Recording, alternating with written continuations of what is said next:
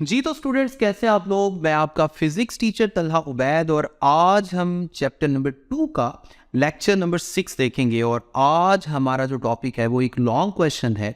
Basically हम एक बड़ा टॉपिक शुरू करने जा रहे हैं, जिसका वैसे तो नाम है मल्टीप्लिकेशन ऑफ वेक्टर्स। लेकिन यहाँ पर मल्टीप्लिकेशन ऑफ वेक्टर्स का पहला हिस्सा है जिसे बोलते हैं स्केलर प्रोडक्ट। स्केलर प्रोडक्ट या इसका एक दूसरा भी नाम है डॉट प्रोडक्ट, जिसपे हमने दो वेक्टर्स को आपस में मल्टीप्लाई करना है और उसको हमने डिस्कस करना है। लेकिन ये स्पेशल किस्म का प्रोडक्ट, इसका क्या नाम है? Scalar product. सबसे पहले हम इसको डिफाइन कर लेते हैं। स्केलर प्रोडक्ट ऐसा प्रोडक्ट है या वेक्टर्स की ऐसी मल्टीप्लिकेशन है जिसमें हम दो वेक्टर्स को मल्टीप्लाई करें और हमें आंसर में स्केलर मिले। तो सबसे पहले इसकी डेफिनेशन क्या हो जाएगी? The product which results into a scalar quantity is called scalar product। अब फर्ज कर लें हमारे पास दो वेक्टर्स हैं, एक फर्ज कर लें मेरी तरफ है, एक थोड़े एंगल पर है। इन दोनों की टेल्स को मिला दें तो इनके दरमियान बनने वाला एंगल पता चल जाएगा। ये भी आपको बात बता दूं, जब दो वेक्टर्स का आपस में एंगल मेजर करना हो तो या उनकी टेल्स को मिलाते हैं या उनके हेड्स को मिलाते हैं, फिर इनका आपस में एंगल पता चल जाता है। यहां पर इनका आपस में एंगल कितना है? फर्ज कर लें इसका नाम हम रख देते हैं थीटा। तो इनका जो स्केलर प्रोडक्ट है ना, सबसे पहले तो उसको जाहिर कैसे किया जाता है?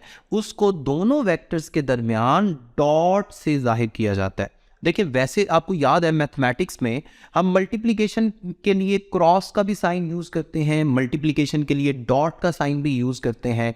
मल्टीप्लिकेशन को जाहिर करने के लिए दरमियान में कुछ ना भी लिखा हो फिर भी इसका मतलब कई दफ़ा मल्टीप्लिकेशन ही होता है। जैसे x इंटू वाई को जाहिर करने के लिए हम खाली एक्स वाई लिख दें तो समझ आ जाती है कि x और y आपस में मल्टीप्लाई हो रहे हैं। लेकिन ये बात याद रखें कि जब हम वेक्टर्स का जो प्रोडक्ट है, इसमें स्केलर प्रोडक्ट की अगर बात करेंगे तो दोनों वेक्टर्स के दरमियान डॉट लगाकर इस मल्टीप्लिकेशन को जाहिर करना है। तो मैं पहले एक हेडिंग लिख देता हूं, छोटा सा एक पॉइंट लिख देता हूं, denoted by dot between two vectors. जैसे यहां इस एग्जांपल में मैं ए और बी के दरमियान डॉट प्रोडक्ट या स्केलर प्रोडक्ट ले रहा हूं, तो इसको कैसे जाहिर करूंगा? इसका मैं फॉर्मूला लिखने जा रहा हूं। मैं हेडिंग लिख देता हूं, formula A dot B is equal to, सबसे पहले फर्स्ट वेक्टर की मैग्नीट्यूड लिखेंगे यानी ए, उसके बाद सेकंड वेक्टर की मैग्नीट्यूड लिखेंगे यानी बी, और उसके बाद इनके दरमियान बनने वाले एंगल का कॉस ले लेंगे यानी कॉस थीटा। मैं पूरा फॉर्मूला इकट्ठा पढ़ देता हूं। A vector dot B vector should be equal to A magnitude B magnitude into cos theta. ये है ए और बी के स्केलर प्रोडक्ट का फॉर्मूला। इसमें जो लेफ्ट हैंड साइड पे आपको ए डॉट बी लिखा नजर आ रहा है, ये असल में क्या जाहिर कर रहा है? ये जाहिर कर रहा है कि ए और बी को हमने मल्टीप्लाई किया है किस प्रोडक्ट के थ्रू? स्केलर प्रोडक्ट के थ्रू। और चूंकि दरमियान में डॉट लगा हुआ है, इसलिए scalar product co dot product भी कहते हैं, जो मैं शुरू से इन दोनों का नाम ले रहा हूं। और राइट हैंड साइड पे इस स्केलर यानी डॉट प्रोडक्ट का फॉर्मूला है, जिसमें हमने क्या करना होता है? दोनों वेक्टर्स की मैग्नीट्यूड्स को मल्टीप्लाई करना है और फिर कॉस थीटा के साथ उसको मल्टीप्लाई कर देना है, ए बी कॉस थीटा। अब ये फॉर्मूला कहां से आया है, इसका प्रूफ क्या है, आपने इस दौर में नहीं पढ़ना। आपको सिर्फ ये फॉर्मूला याद रखना है इस लेवल पे, फर्स्ट ईयर में, ठीक है? तो आपने ये नहीं सोचना कि ये कैसे आया, इसको क्यों लिखा गया, ये कहां से आया। आपने जस्ट ये फॉर्मूला याद रखना है। और याद किस तरह रखना है? फर्स्ट वेक्टर की मैग्नीट्यूड इंटू सेकेंड वेक्टर की मैग्नीट्यूड इंटू कॉस थीटा। याद रखें, स्केलर यानी डॉट प्रोडक्ट में फॉर्मूला में कौन सा थीटा आता है, आई मीन कौन सा फंक्शन आता है? Cos theta. बार बार इसको मेमोराइज कर लें, क्योंकि बहुत सारी जगहों पे ये फॉर्मूला फिर आगे चल के यूज करना पड़ता है। अब मैं इस फॉर्मूला को थोड़ा सा घुमा फिरा के आपको समझाने की कोशिश करूंगा कि इस फॉर्मूला से हमें फ़ायदा क्या मिल सकता है, या इस फॉर्मूला को हम किस तरह से इंटरप्रेट कर सकते हैं फिजिकली, या इस फॉर्मूला से हम क्या फ़ायदा ले सकते हैं।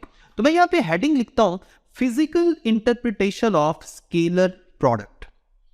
यहां पे दोबारा वही वाली डायग्राम है जिसमें दो वेक्टर्स थे जो मैंने अभी थोड़ी देर पहले आपको बताया, ए और बी, जिनकी टेल्स को हमने मिलाया हुआ है, यानी इनके ओरिजिन्स यानी इनकी टेल्स जहां से ये शुरू होते हैं उसको हमने मिलाया हुआ है, और दरमियान में एंगल है थीटा का। अब यहां मैंने क्या किया, मैं ये चाहता हूं कि मैं वेक्टर बी का वेक्टर ए के ऊपर प्रोजेक्शन लूं। क्या करूं, वेक्टर बी का वेक्टर ए के ऊपर प्रोजेक्शन लूं। आपको याद होगा जब मैं रेक्टेंगुलर कंपोनेंट्स वाला टॉपिक आपको समझा रहा था तो उसमें मैंने प्रोजेक्शन का वर्ड यूज किया था। यहां भी कुछ ऐसा ही है। आप समझें कि वेक्टर ए जिसके ऊपर प्रोजेक्शन लेना है, फर्ज कर लें वो एक्स एक्सिस है, और वेक्टर बी का हमने प्रोजेक्शन लेना है। ये सिर्फ फर्ज करना है कि वेक्टर ए एक्स एक्सिस है, उसको एक्स एक्सिस का नाम नहीं दे देना। हमने प्रोजेक्शन किसका लेना है, वेक्टर बी का। तो इसका मेथड क्या है कि वेक्टर बी के हेड से सीधा डॉटेड लाइन ड्रॉ करें वेक्टर ए के ऊपर परपेंडिकुलर, यानी वेक्टर ए के ऊपर ये कितना एंगल बना रही हो, ये लाइन 90 का एंगल, ये बड़ी इंपॉर्टेंट चीज है। तो आप गौर करें, वेक्टर बी का वेक्टर ए के ऊपर ये इतना हिस्सा प्रोजेक्शन बन गया डॉटेड लाइन में, जहां कट किया है यहां तक वेक्टर बी की टेल से लेकर इस पॉइंट तक, ये है वेक्टर बी का projection on x on vector A. ये मैंने एक और कलर में आपको जाहिर कर दिया सामने डायग्राम में। और मुझे ये बताएं कि क्या ये वेक्टर बी का एक्स कंपोनेंट नहीं है, क्योंकि देखिए वेक्टर ए को मैंने एक्स कंपोनेंट फर्ज किया ना, तो देखिए वेक्टर बी का इसके ऊपर जो कंपोनेंट होगा वो कौन सा कंपोनेंट होगा, एक्स कंपोनेंट। और एक्स कंपोनेंट के साथ हमेशा क्या आता है, कॉस थीटा आता है। आपको याद होगा बी कॉस थीटा ये बनेगा। मैं आपको पिछला रेक्टेंगुलर कंपोनेंट्स वाला टॉपिक याद करवा रहा हूं, अगर आपको इसकी यहां समझ ना आए तो आप वो वाला लेक्चर जरूर देख लें। हमने यहां पर क्या किया, मैंने वेक्टर बी का वेक्टर ए के ऊपर कंपोनेंट ले लिया, यानी वेक्टर ए को एक्स एक्सिस फर्ज करके मैंने वेक्टर बी का एक्स कंपोनेंट ले लिया, राइट। और एक्स कंपोनेंट के साथ हमेशा क्या आता है, कॉस थीटा आता है। तो यहां पे वेक्टर बी का एक्स कंपोनेंट यानी वेक्टर बी का हॉरिजॉन्टल कंपोनेंट क्या बन जाएगा, B cos theta, B cos theta. अब जरा गौर करें, डॉट प्रोडक्ट की फॉर्मूला में देखें जरा, क्या था formula, A dot B is equal to A into B cos theta. और बी कॉस थीटा की इर्द गिर्द ब्रैकेट लगा देता हूं, जरा गौर करें, बी कॉस थीटा यहां पे डायग्राम में क्या है, this is projection of B on A. इसका मतलब है स्केलर प्रोडक्ट यानी डॉट प्रोडक्ट को मैं ऐसे भी लिख सकता हूं, यानी A dot B is equal to vector A की magnitude multiplied by B cos theta की जगह मैं अल्फाज यूज कर सकता हूं, projection of B on A या component of B in the direction of A, इसको ऐसे भी लिख सकते हैं। तो मैं अब एक और फॉर्मूला बनाने जा रहा हूं, जरा गौर करें, प्रोजेक्शन ऑफ बी ऑन ए को इधर ही रहने दें और ये जो ए की मैग्नीट्यूड है इसको दूसरी तरफ डिवाइड करें, जरा क्या बन रहा है, लेफ्ट हैंड साइड पे क्या बन गया, A dot B divided by A की मैग्नीट्यूड। अब मैं अभी तक जो मैंने फॉर्मूला बनाया है इसे मैं इकट्ठा एक ही लाइन में मेंशन करना चाह रहा हूं, ताकि जब भी आप न्यूमेरिकल सॉल्व करें या कोई एमसीक्यू सॉल्व करना चाहें तो आपकी माइंड में ये सारे फॉर्मूले आ जाएं। यहां पर मैं हेडिंग लिख रहा हूं, आई मीन हेडिंग नहीं, पहला जो सेंटेंस है वो क्या आएगा, projection of B on A. अब ये था क्या, ये था B cos theta and that would be equal to, ये किसके इक्वल आया, अभी अभी किसके इक्वल मैंने इसको लिखा है, A dot B divided by A की मैग्नीट्यूड। और जरा गौर करें, ये मैं थोड़ा सा सर्कल कर रहा हूं, ए वेक्टर से लेकर ए की मैग्नीट्यूड तक एक मैंने सर्कल ड्रॉ किया है, जरा गौर करें, ये किसका फॉर्मूला है, ए वेक्टर डिवाइडेड बाय ए की मैग्नीट्यूड। ये तो यूनिट वेक्टर ऑफ ए का फॉर्मूला है जो मैंने आपको यूनिट वेक्टर पे समझाया था। इसका मतलब है इसी फॉर्मूला को मैं एक तीसरी शक्ल में भी लिख सकता हूं, ए हैट डॉट बी वेक्टर। ठीक है, मैं फिर अपनी बात को रिपीट कर रहा हूं, projection of B on A, diagram के मुताबिक ये क्या था, बी कॉस थीटा, फॉर्मूला के मुताबिक ये किसके इक्वल आया, A dot B divided by A की मैग्नीट्यूड। और एक और शक्ल में मैंने इसको कैसे लिखा, A vector divided by A magnitude की जगह मैंने क्या लिख दिया, ए हैट, यानी ए का यूनिट वेक्टर, और डॉट किसके साथ आ रहा है, बी वेक्टर के साथ। तो ये किसी भी एमसीक्यू में भी आ सकता है। वो एमसीक्यू में कह सकता है जी projection of B on A क्या है, तो बी कॉस थीटा भी सही होगा, A dot B divided by A magnitude भी सही होगा। इसी तरह A hat dot B vector ये भी ठीक होगा। तो मैंने आपको काफी सारे 3-4 एमसीक्यूज भी इसमें करवा दिए। इसी तरह अगर मैं इसका उलट सोचता हूं, अब मैं डायग्राम को थोड़ा सा मॉडिफाई करने लगा हूं, दोबारा से वेक्टर ए और बी को उसी तरह हम लिख लेते हैं। यहां पर एक नई डायग्राम बनने लगी है, पुरानी डायग्राम को उधर ही रख लेते हैं और एक नई डायग्राम मैं बनाने लगा हूं ए और बी की मदद से। अब हमने क्या करना है, अब हमने ए का बी के ऊपर प्रोजेक्शन लेना है, ए का बी के ऊपर। जब बी का ए के ऊपर प्रोजेक्शन लेना था तो हमने क्या किया था, हमने बी के हेड से ए के ऊपर परपेंडिकुलर ड्रॉ किया था और ए को एक्स एक्सिस फर्स्ट किया था। अब हमने ए का बी के ऊपर प्रोजेक्शन लेना है, यानी अब मैं किसके हेड से परपेंडिकुलर लेके जाऊंगा, ए के हेड से। कहां ड्रॉ करेंगे ये परपेंडिकुलर, बी के ऊपर। अब एक्स एक्सिस भी किसे फर्स्ट करेंगे, बी को। जरा गौर कीजिएगा, मैं वेक्टर ए के हेड से सीधा डॉटेड लाइन लेके जा रहा हूं वेक्टर बी के ऊपर, यानी अब वेक्टर बी को इस डॉटेड लाइन ने जहां कट किया है वहां 90 का एंगल होना चाहिए। डायग्राम बड़ा केयरफुली बनानी पड़ेगी आपको। और जरा गौर करें, अगर मैं इस डायग्राम को थोड़ा सा ऐसे घुमाऊं तो घुमा के जरा गौर करें, मैं वेक्टर बी को मैंने हॉरिजॉन्टल कर दिया। अब वेक्टर ए जो है वो वेक्टर बी के साथ एंगल बना रहा है थीटा का, और वेक्टर ए का जो हेड से एक प्रोजेक्शन आ रहा था सीधा वेक्टर बी के ऊपर, वेक्टर बी पे उसने 90 का एंगल बनाया हुआ है। अब आपको बड़ा ठीक से ये डायग्राम नजर आ रही है और 90 के एंगल की भी ज्यादा अच्छी समझ आ रही है। और अब आपको ये भी समझ आ रही है कि अगर मैं वेक्टर बी को एक्स एक्सिस फर्स्ट कर लूं तो वेक्टर ए का उसके ऊपर प्रोजेक्शन क्या है। वेक्टर ए की टेल से लेकर इस पॉइंट तक का हिस्सा जिस पॉइंट पे हमने परपेंडिकुलर ड्रॉ किया है, यानी वेक्टर ए के हेड से जहां वेक्टर बी के ऊपर परपेंडिकुलर ने आके कट किया, वेक्टर ए की टेल से लेके इस पॉइंट तक जो वेक्टर ए का प्रोजेक्शन है, यही है projection of A on B. और इसे मैं ए कॉस थीटा कह सकता हूं, ठीक है, क्योंकि ये वेक्टर ए का एक्स कंपोनेंट है वेक्टर बी के ऊपर। ये बात याद रखें कि थीटा के साथ जो कंपोनेंट बनता है वो हमेशा हॉरिजॉन्टल कंपोनेंट कहलाता है और उसको कॉस थीटा के साथ जाहिर किया जा सकता है, क्योंकि ये हम पहले पढ़ चुके हैं। एक्स कंपोनेंट ऑफ ए या projection of A on B, तो ये बन गया ए कॉस थीटा। इसका मतलब है जिसका प्रोजेक्शन लेना है उसके साथ कॉस थीटा आ जाएगा। आपने पहले क्या देखा था, वेक्टर बी का ए पे प्रोजेक्शन लिया था तो क्या बना था, बी कॉस थीटा। अब यहां वेक्टर ए का बी पे प्रोजेक्शन लेना है तो क्या है, ए कॉस थीटा। अब मैं इसका फॉर्मूला बनाने जा रहा हूं।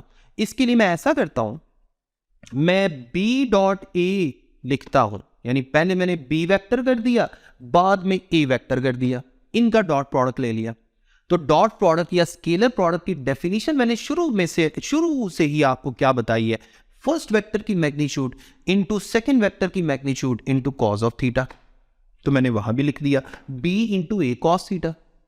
अब ए कॉस थीटा के इर्द गिर्द ब्रैकेट लगा दें तो ये क्या बन गया, A cos theta. A cos theta क्या है, अभी अभी मैंने आपको बताया, this is projection of A vector on B vector.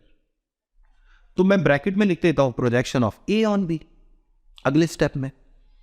और यहां जो b बच गया है इसको दूसरी तरफ डिवाइड कर दें b मैग्नीट्यूड को, तो जरा गौर करें, projection of a on b किसके इक्वल आ गया, a cos थीटा भी कह सकते हैं और b dot a divided by b magnitude भी कह सकते हैं।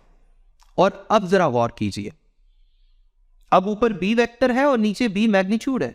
अब इसको भी मैं डॉटेड लाइन से आपको सर्कल करके समझा देता हूं। ये भी तो यूनिट वेक्टर है, ये किसका यूनिट वेक्टर है, ये बी का यूनिट वेक्टर है, वेक्टर बी का यूनिट वेक्टर।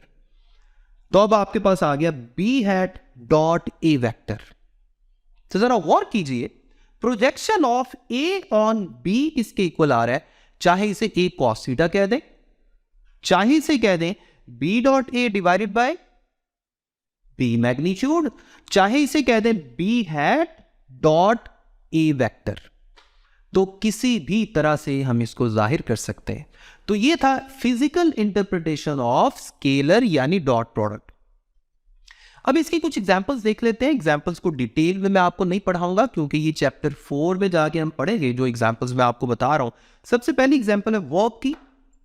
वर्क जो है ये असल में स्केलर क्वांटिटी है, इसको दो वेक्टर्स के मल्टीप्लीकेशन से हासिल कर सकते हैं। अब चूंकि मल्टीप्लीकेशन के बाद स्केलर आंसर आ रहा है तो हम कह सकते हैं कि हम इसको डॉट या स्केलर प्रोडक्ट की मदद से हासिल कर सकते हैं। जब किसी ऑब्जेक्ट पर फोर्स F लगाई जाए और वो इस फोर्स के साथ किसी एंगल पर डिस्प्लेसमेंट कवर करे तो इस वर्क के लिए हम स्केलर प्रोडक्ट यूज कर सकते हैं। And this work is equal to scalar या dot product of force vector and displacement vector. और इसको ओपन करके मैं कैसे लिख सकता हूँ? W equal to F dot D। Open करके लिखना हो तो लिख सकते हैं पहले की मैग्नीट्यूड यानी F की मैग्नीट्यूड, दूसरे वेक्टर की मैग्नीट्यूड यानी डिस्प्लेसमेंट की magnitude into cos of theta. Cos of theta क्या है? थीटा कौन सा एंगल है जो F और D के दरमियान बनना था। इसी तरह इसकी दूसरी एग्जांपल भी आप लिख सकते हैं पावर। पावर भी एक स्केलर क्वांटिटी है जिसको दो वेक्टर्स के स्केलर या डॉट प्रोडक्ट की मदद से हासिल किया जा सकता है और ये भी मैं आपको चैप्टर 4 में समझाऊंगा।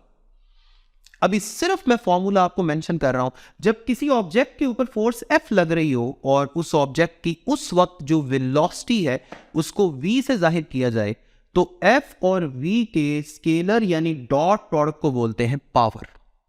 Power P is equal to dot या scalar product of force and velocity vector. और इसको मैथमेटिकली मैं कैसे लिखूंगा?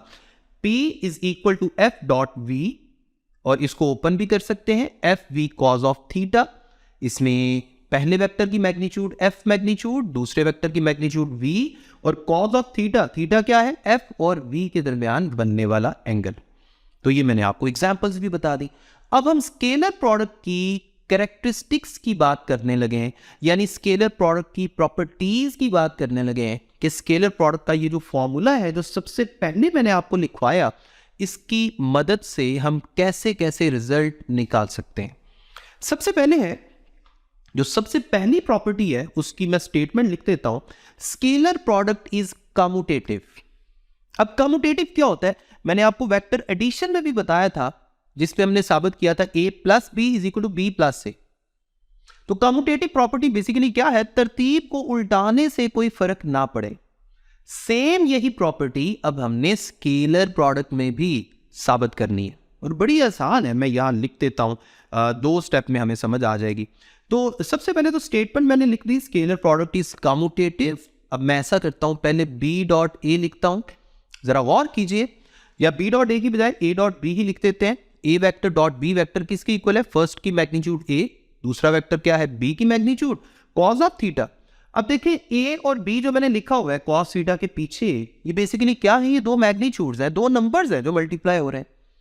सामने ब्रैकेट में मैं आपको ये समझा देता हूं। देखें, अगर मैं 2 को 3 से मल्टीप्लाई करूं तो आंसर क्या आएगा? 6।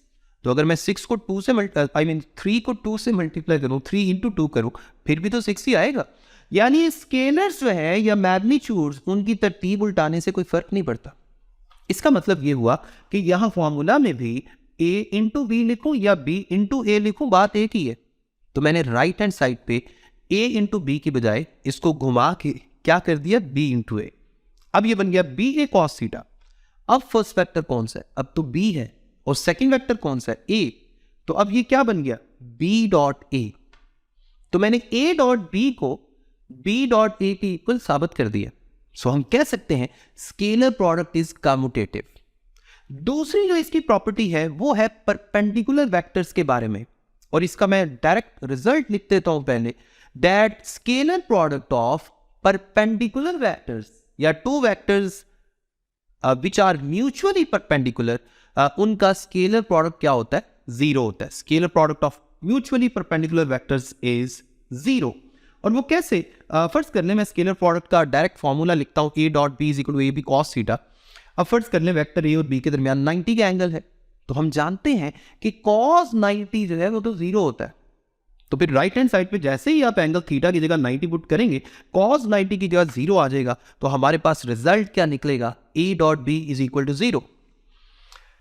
इसका मतलब ये है कि अगर वो आपको ये बता दे कि दो वेक्टर्स आपस में परपेंडिकुलर हैं, तो आपको फौरन से पता चल जाना चाहिए कि इनका स्केलर प्रोडक्ट 0 आएगा।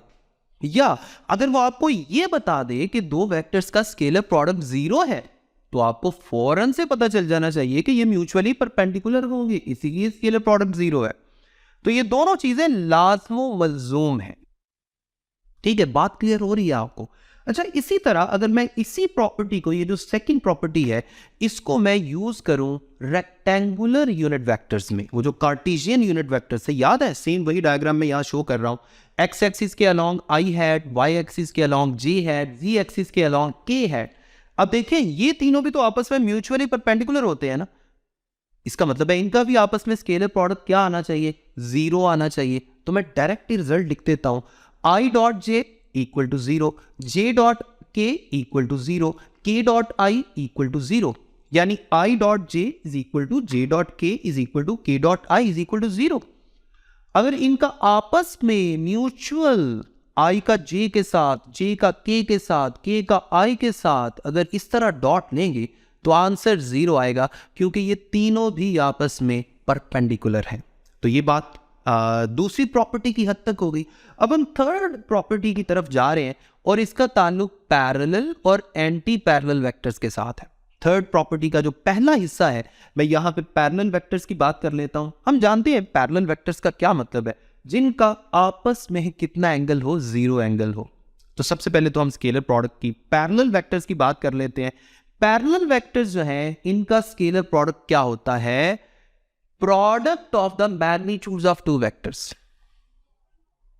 यानी scalar product of two parallel vectors is equal to the product of magnitudes of two vectors. कैसे? जैसे फर्ज कर लें, मैं a डॉट बी लिखता हूं, ए बी कॉस थीटा, इसका फॉर्मूला जो हम इस लेक्चर के शुरू से पढ़ रहे हैं। अब यहां तो एंगल कितना है, 0, क्योंकि पैरेलल है दोनों वेक्टर्स। और जब थीटा की जगह आप 0 पुट करेंगे, कॉस 0 क्या हो जाएगा, 1। और cos 0 1 होने का मतलब है कि हमारे पास सिर्फ क्या बच गया राइट हैंड साइड पे क्या बच गया, वेक्टर a की magnitude multiplied by vector b की मैग्नीट्यूड। तो ये प्रोडक्ट ऑफ मैग्नीट्यूड हो गया ना। तो ये है पैरेलल वेक्टर्स के बारे में। अब जरा गौर कीजिए, अगर मैं बात करूं वही कार्टेशियन यूनिट वेक्टर्स की जो मैंने थोड़ी देर पहले बात की, i, j और k की। अगर मैं i और i का आपस में ही डॉट ले लूं, i डॉट i, तो बताए i और i आपस में क्या है, वो तो पैरेलल ही होंगे ना। अगर मैं i का i के साथ ही एंगल देखूं तो वो 0 होगा। तो मैं कह सकता हूं i डॉट i, ये क्या है, ये दो पैरेलल वेक्टर्स का डॉट प्रोडक्ट है। अभी ऊपर आपने क्या देखा कि पैरेलल वेक्टर्स का जो डॉट प्रोडक्ट है, उसका आंसर क्या आता है, फर्स्ट वेक्टर की मैग्नीट्यूड यानी a और दूसरे वेक्टर की मैग्नीट्यूड यानी b। तो बताएं i डॉट i किसके इक्वल आएगा, ये भी तो ऐसे ही आएगा ना, i की मैग्नीट्यूड इंटू i की मैग्नीट्यूड, क्योंकि दोनों i ही है। और i हैट है क्या, ये तो यूनिट वेक्टर है, और यूनिट वेक्टर की मैग्नीट्यूड क्या होती है, यूनिट वेक्टर की मैग्नीट्यूड तो 1 होती है। तो इसका मतलब है i dot i is equal to magnitude 1, तो बाकी क्या बचा, 1 बच गया। इसका मतलब है i को अपने साथ ही अगर डॉट लिया जाए तो इसका आंसर 1 आता है। तो फिर j डॉट j क्या आएगा, वो भी 1 आएगा, k डॉट k क्या आएगा, वो भी 1 आएगा। यानी हम कह सकते हैं i, j और k जो यूनिट वेक्टर्स हैं, इनका अपने साथ अगर डॉट लिया जाए तो आंसर क्या आएगा, 1 आएगा। तो मैं इकट्ठा इनको लिख देता हूं, i dot i is equal to j dot j is equal to k dot k is equal to 1। अगर आपस में डॉट लें तो वो म्यूचुअली परपेंडिकुलर वाला केस वो 0 आएगा। अगर अपने साथ डॉट लें तो फिर ये पैरेलल वाला केस और इसका आंसर 1 आएगा। अब मैं इसी प्रॉपर्टी का, तीसरी प्रॉपर्टी का दूसरा हिस्सा देख रहा हूं, जिसमें एंटी पैरेलल वेक्टर्स की बात करेंगे। तो इसको हम ऐसे लिख सकते हैं, scalar product of anti parallel vectors is negative product of their magnitudes. है ये भी प्रोडक्ट ऑफ मैग्नीट्यूड्स, लेकिन इसका आंसर माइनस में आएगा। उसकी वजह क्या है, जरा गौर कीजिए। ए डॉट बी, इसका फॉर्मूला क्या है, A dot B is equal to A B cos theta.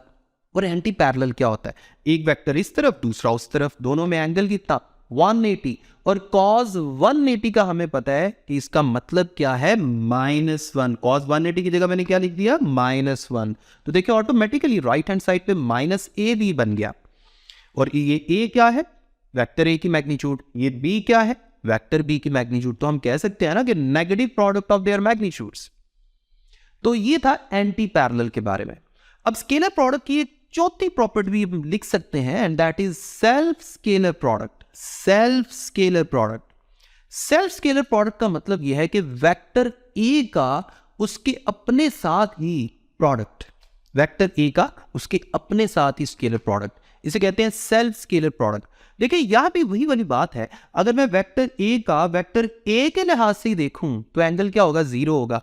तो इसमें आएगा क्या, मैं पहले ये प्रॉपर्टी बयान कर देता हूं सेल्फ स्केलर प्रोडक्ट की। इसका मतलब क्या है, स्टेटमेंट इसकी ये है, self scalar product of a vector is equal to square of its magnitude. Self scalar product क्या है, उसकी मैग्नीट्यूड का स्क्वायर होता है। ठीक है, तो कैसे, देखिए वेक्टर ए डॉट बी पहले हम करते थे, अब दूसरा वेक्टर कौन सा है, वो भी वेक्टर ए ही है।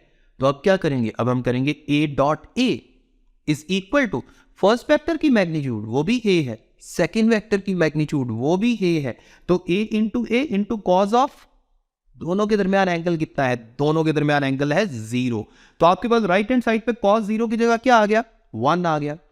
ए इंटू ए मैग्नीट्यूड क्या आ गई, ए का स्क्वायर हो गया। तो फाइनल रिजल्ट हमारे पास आ गया, A dot A vector is equal to A magnitude का स्क्वायर। ये आपके पास फाइनल रिजल्ट आ गया। तो ये था सेल्फ स्केलर प्रोडक्ट। अब आखिरी प्रॉपर्टी रह गई है और वो है scalar product of two vectors in terms of their rectangular components. ये बड़ी इंपॉर्टेंट प्रॉपर्टी है, फिफ्थ प्रॉपर्टी या फिफ्थ कैरेक्टरिस्टिक। हम फर्ज कर लेते हैं हमारे पास दो वेक्टर्स हैं ए और बी, और ये दोनों जो है ये 3 डायमेंशन में है, यानी दोनों वेक्टर स्पेस में है। तो स्पेस वाले वेक्टर के कितने रेक्टेंगुलर कंपोनेंट्स होते हैं, 3। ये मैंने आपको पिछले लेक्चर्स में बताया हुआ है। तो फर्ज कर लें मैं वेक्टर ए को ये इमेजिन करता हूं कि इसका एक्स कंपोनेंट भी है, वाई भी है, जी भी है। तो मैं इसको लिख सकता हूं ना, vector A is equal to A X I plus A Y J plus A Z K. इसी तरह एक दूसरा वेक्टर है बी, जिसको रेक्टेंगुलर कंपोनेंट्स की शक्ल में हम लिख सकते हैं B X I plus B Y J plus B जी के। अब इन दोनों का हमने लेना है डॉट प्रोडक्ट। आपने गौर से देखना है, बहुत इंपॉर्टेंट है। ये थोड़ी सी मल्टीप्लिकेशन है, थोड़े से स्टेप कुछ आ जाते हैं, काफ़ी सारी टर्म्स इसमें आएंगी, लेकिन अगर आप फोकस करके देखेंगे तो आपको बड़ा आसान लगेगा। तो हमने क्या करना है, हमने ए डॉट बी फाइंड करना है।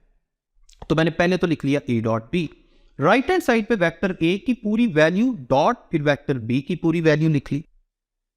अब देखें, वेक्टर ए में भी 3 टर्म्स हैं और वेक्टर बी में भी 3 कंपोनेंट्स हैं, यानी 3 टर्म्स हैं। तो सबसे पहले हम क्या करेंगे, वेक्टर ए की पहली टर्म को पकड़ेंगे और वेक्टर बी की तीनों टर्म से बारी बारी मल्टीप्लाई करेंगे। फिर दूसरे नंबर पे क्या करेंगे, वेक्टर ए की दूसरी टर्म को पकड़ेंगे और वेक्टर बी की तीनों टर्म से बारी बारी मल्टीप्लाई करेंगे। और तीसरे नंबर पे वेक्टर ए की तीसरी टर्म को पकड़ेंगे और वेक्टर बी की तीनों टर्म से मल्टीप्लाई करेंगे। Simple algebraic multiplication. ठीक है, तो सबसे पहले हमारे पास आ गया ए एक्स आई को हमने बी एक्स आई से मल्टीप्लाई करना है, किस प्रोडक्ट के थ्रू, डॉट प्रोडक्ट के थ्रू। तो ये जो मैग्नीट्यूड्स है ना, ए एक्स और बी एक्स मैग्नीट्यूड, ये आपस में मल्टीप्लाई होंगे, साइड पे लिख जाएंगी ए एक्स बी एक्स। और डॉट किन के दरमियान आएगा, ये यूनिट वेक्टर्स के दरमियान आएगा, क्योंकि यूनिट वेक्टर वेक्टर है और डॉट हमेशा वेक्टर के दरमियान ही आता है। तो सबसे पहली जो मल्टीप्लीकेशन की टर्म आएगी वो आपके पास आएगी A X B X I dot I. उसके बाद किसकी बारी है, बी के दूसरी टर्म की बारी है। अब देखें ए एक्स आई को मैंने मल्टीप्लाई करना है बी वाई जे के साथ, तो अब आपके पास क्या आएगा, plus A X B Y I dot J, फिर plus A X B Z I dot K. इसी तरह फिर प्लस, अब ए की किस टर्म की बारी है, दूसरी टर्म की, इसको बी की तीनों टर्म से हमने मल्टीप्लाई करना है। जरा देखते जाएं, मैं साथ साथ ना एरो लगा के आपको बताता जा रहा हूं ताकि पता चले आपको कि कौन किसके साथ मल्टीप्लाई हो रहा है। अब बारी है ए की दूसरी टर्म की, यानी ए वाई जे। इसको सबसे पहले बी की पहली टर्म से मल्टीप्लाई करना है। ये बनेगा A Y B X J dot I. फिर इसकी बी की दूसरी टर्म से मल्टीप्लीकेशन होगी, A Y B Y J dot J. और फिर आएगा A Y B Z J dot K. अब किसकी बारी है? अब ए की तीसरी टर्म की बारी है। गौर से देखते जाइएगा, ये कौन सी टर्म है? ए जी के। अब ए जी के सबसे पहले मल्टीप्लाई हो रही है बी एक्स आई के साथ, ये बनेगा ए जी बी एक्स के डॉट आई। इसी तरह ए जी बी वाई के डॉट जे। इसी तरह ए जी बी जी के डॉट के। अब यहां पर टोटल 9 टर्म्स आप देख रहे हैं। यहां पर 2 ही आइडेंटिटीज हमने यूज करनी है और ये सारा क्वेश्चन सॉल्व हो जाएगा। और वो कौन सी 2 आइडेंटिटीज है? अभी थोड़ी देर पहले मैंने सॉल्व किया था आपके सामने। I dot j is equal to j dot i j dot k is equal to k dot i. ये किसके इक्वल था? 0 के। और इसी तरह आई dot i, j dot J और के डॉट के, ये सारे किसके इक्वल थे? 1 के। यानी आई जे और के जो है इनको अपने अपने साथ डॉट प्रोडक्ट करें तो आंसर आता है 1, और दूसरे के साथ डॉट प्रोडक्ट करें तो आंसर आता है 0। जरा चेक करें कि इन 9 की 9 टर्म्स में से कहां कहां ये दूसरे के साथ डॉट प्रोडक्ट के थ्रू मल्टीप्लाई हो रहे हैं। जरा गौर करें। सबसे पहले तो दूसरी और तीसरी टर्म है, फिर जो तीसरी टर्म के बाद चौथी टर्म है, पांचवी नहीं है, फिर छठी टर्म है, ये मैं हाईलाइट करता जा रहा हूं, फिर 7वीं टर्म है, 8वीं टर्म है और 9वीं टर्म नहीं है। कौन कौन सी टर्म जो है उनमें सिमिलर है? आई के साथ, जे के साथ डॉट हो रहा है, के साथ डॉट हो रहा है। वो पहली टर्म है, 5वीं टर्म है और 9वीं टर्म है। आई डॉट आई वाली, जे डॉट जे वाली और के डॉट के वाली। बाकी सारे की सारी टर्म्स में आई जे और के आपस में डॉट प्रोडक्ट के थ्रू मल्टीप्लाई हो रहे हैं और उनका आंसर तो 0 आएगा। इसका मतलब है आपके पास पहली, 5वीं और 9वीं टर्म्स बच जाएगी और बाकी सारी टर्म्स 0 हो जाएंगी। अब देखिए, आई डॉट आई 1 है, जे डॉट जे भी 1 है, के डॉट के भी 1 है, तो हमारे पास पहली, 5वीं और 9th जो टर्म है उसमें सिर्फ क्या बचेगा? A X magnitude B X magnitude plus A Y magnitude B Y magnitude plus A Z magnitude B Z magnitude. तो ये है ए डॉट बी का आंसर। यानी अगर हमारे पास वेक्टर ए और बी अपने रेक्टेंगुलर कंपोनेंट्स की शक्ल में मौजूद हैं, जो आपको ऊपर लिखे नजर आ रहे हैं, ए X I plus B A Y J plus A Z के और B X I plus B Y जे और बी जी के की शक्ल में, तो इनका डॉट प्रोडक्ट बड़ा आसान है। क्या करेंगे? आई के कॉफिशिएंट्स को आपस में मल्टीप्लाई करके लिख दें ए एक्स बी एक्स, जे के कॉफिशिएंट्स को आपस में मल्टीप्लाई करके लिख दें ए वाई बी वाई और के के कॉफिशिएंट्स को भी आपस में मल्टीप्लाई करके लिखते हैं ए जी बी जी। ये थी 5वीं प्रॉपर्टी। और एक और बड़ा इंपॉर्टेंट एक छोटा सा फॉर्मूला है, डॉट प्रोडक्ट को यूज करते हुए याद रखें हम किसी भी 2 वेक्टर्स के दरमियान बनने वाला एंगल फाइंड कर सकते हैं। यहां मैं एक छोटी सी हेडिंग लिख देता हूं, to find the angle between 2 vectors. जैसे फर्ज कर लें यहाँ ए और बी दोनों के दरमियान एंगल थीटा है, तो इनका डॉट प्रोडक्ट क्या होगा? A dot B is equal to A B cos theta. अब यहां से कॉस थीटा किसके इक्वल आएगा? कॉस थीटा इक्वल आ जाएगा A dot B divided by A magnitude B magnitude. आपने उसको उस तरफ डिवाइड कर दिया और थीटा किसके इक्वल हो जाएगा? कॉस उस तरफ जाके इन्वर्स हो गया, so theta is equal to cos inverse bracket के अंदर A dot B divided by A magnitude into B magnitude. अब अगर ए और बी वेक्टर अपने रेक्टेंगुलर कंपोनेंट्स की शक्ल में गिवन है, तो जरा गौर से सोच के बताएं ए डॉट बी कैसे फाइंड करेंगे। मैं लाइन लगा के आपको समझा देता हूं। ए डॉट बी कैसे फाइंड करेंगे? ए X B x plus A Y B Y plus A G B जी। जैसे मैंने अभी थोड़ी देर पहले आपको बताया। नीचे वेक्टर ए की मैग्नीट्यूड कैसे फाइंड करेंगे? स्क्वायर रूट के अंदर ए एक्स का स्क्वायर प्लस ए वाई का स्क्वायर प्लस ए जी का स्क्वायर। और बी की मैग्नीट्यूड कैसे फाइंड करेंगे? ये भी मैं लाइन लगा के समझा देता हूं। स्क्वायर रूट के अंदर बी एक्स का स्क्वायर प्लस बी वाई का स्क्वायर प्लस बी जी का स्क्वायर। तो बड़ा सिंपल है ये टॉपिक। नेक्स्ट लेक्चर तक अपना ख्याल रखें। उम्मीद करता हूँ आपको इस लेक्चर की अच्छी समझ आ गई होगी। मुझे अपनी दुआ में याद रखें। अल्लाह हाफिज़।